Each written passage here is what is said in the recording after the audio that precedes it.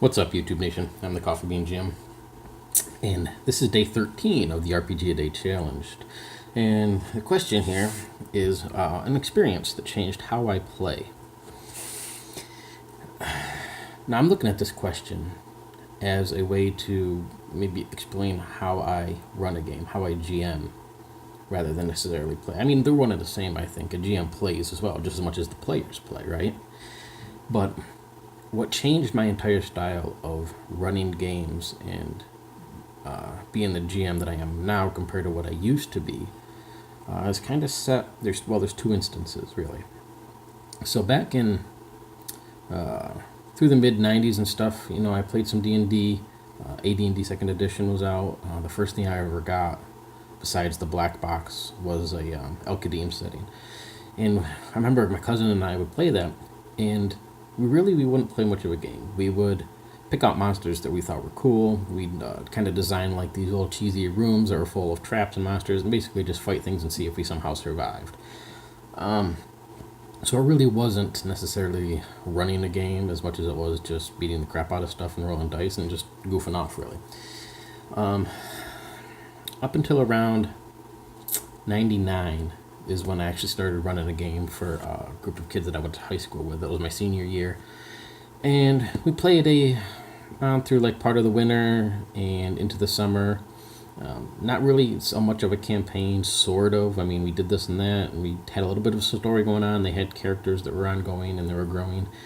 But I don't really think there was much of a story. I really don't remember. I remember running the game. I remember some of the things in it, but I don't remember if there was really anything much of a story. And a lot of the times we'd get bored with one, because I used Dungeon Magazine a lot, and we'd get bored with an adventure in it or something, and then we would just totally change gears. We were doing stuff in Dark Sun, and then a couple of weeks, well, not Dark Sun, because I actually never got to play that one. El-Qadim, we did some stuff in El-Qadim, for example, and we get tired of it, so we would just automatically hop over to like Ravenloft to play a couple things in that, and then maybe do, Against the Giants or something in Greyhawk. So we didn't really have a story. I stayed semi-involved through 3rd edition, 3.5, and into Pathfinder. I ran a lot of games on rpol.net, which is a play-by-post.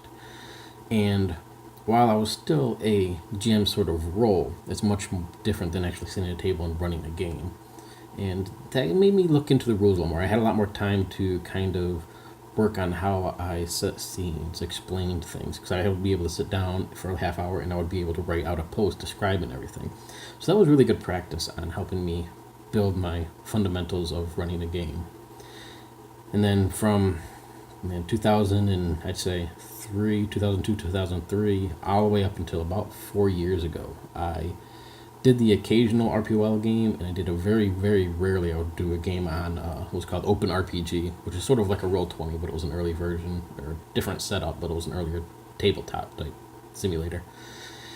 And then when I got back into running games, I was able to get a group of people together that I trusted, and we sat down, and I had it here at home. I had my brother and brother-in-law, a friend of mine, and a couple new people that I met. And when I sat down to run a game, it was my first time sitting down at a table to run a game in several years, and probably almost 15 years. And it was a very eye-opening experience. And as I, kind of set this up, I had players that were both new, some that thought they knew what they were doing, but didn't really, I suppose you could say. And so as I set these scene, and I was sending them through this little adventure, and it was just a real little short dungeon that I made just for people to kind of experience a system, experience what role-playing is, and to go through. I realized how much I was really actually struggling on this. I was so used to running games on like RPOL and being able to sit down, relax, take my time and write out a post and describe a scene, answer questions, as compared to having a bunch of people around a table trying to set the scene, having them throw questions at me. Some people are running off doing one thing, other people are running off into another direction, and it was extremely overwhelming. And then that experience, that first night when I was trying to get back into the swing of things and actually start a campaign in which there was a story, in which I wanted the players to have a good time, build their characters, it made it, I don't want to say it ruined the moment for me, but it was very humbling, I suppose.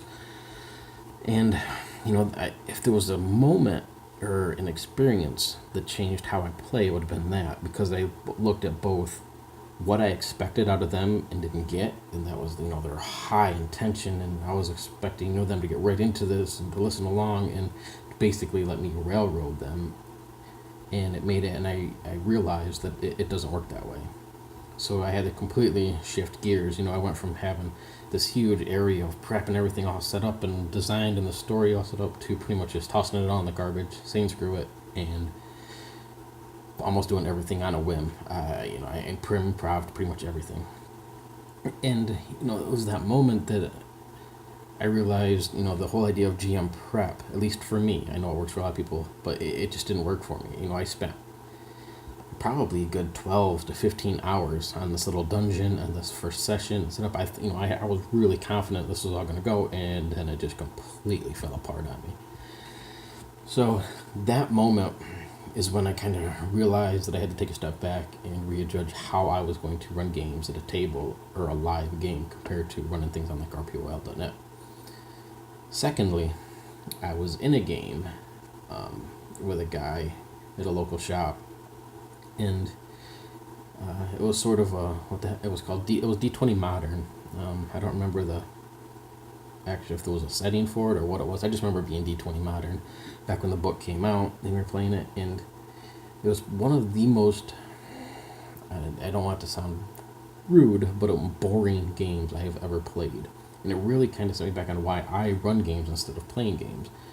And so, we were just kind of like walking around this town, and we were supposed to be looking for some sort of gibbering mouther thing, and, it was like this really in-depth mystery type detective searching things out and getting clues and stuff. And, the GM simply, he wouldn't give us any help on anything. He wouldn't lead us in anything. So we literally just wandered around for, this game lasted for 4 hours and did nothing. In the end, he finally just threw a bunch of thugs at us, killed us, and that was the game. And being in a game and running through and playing in a game with somebody that was that style of GM, I'm not saying it's wrong, but it wasn't for me, made me, again, once again, step back and take a look at how I run games, what I expect of players and what they expect out of me. Combining what I learned with that first session that I run the game into be more giving to the characters, to be more yes instead of no's, and letting them impact the story, letting them have fun. It helped me to become the GM that I am now. And on top of that, not too long after the same time, Dungeon World came out, which is, while I'm not a huge fan of the game, it's pretty decent. I like running a one-shot of that here and there, and it's a fun little system. Running the game in the GM section of that game is absolutely phenomenal.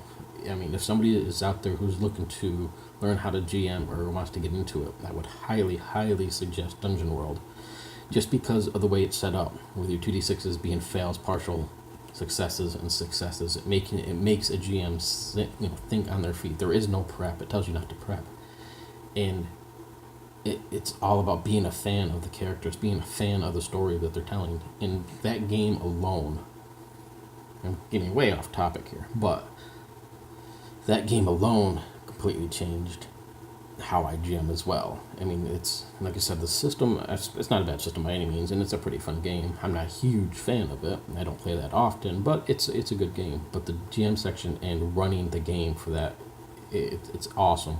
You will learn a lot from running a couple games of Dungeon World. So, now that I'm off on a tangent and everything's a little bit out of the way, the experience that kind of changed my life and how I play, and this is, like as I said, it's not necessarily how I play as a player, because I don't play games very often, but how I run games was that first humbling experience when I was getting back into the system and I had all these players and everything just went to shit.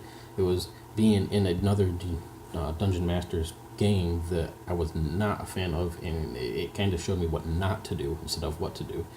And then third, while not an experience, a game that I experienced, being Dungeon World, that was a huge help in building up my confidence, building up my skills of improv, and being able to just run with whatever the players want to do.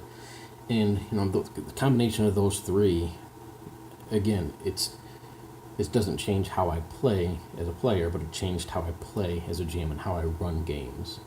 So, I guess that's my story before this video gets over the 10-minute mark.